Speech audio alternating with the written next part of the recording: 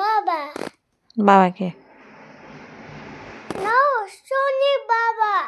बाबा सन्जित बाबा सोध्ने पर्ने बोल्ने अनि के भन्ने नि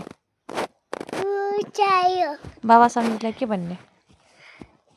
साई माम खायो सास माम खायो भने अनि बाबाले माम खायो भने सोध्ने नसोध्ने सोध्ने बाबा गर्ने अनि गुड नाइट भन्ने अनि दिदी हेर्ने हो भन्ने अनि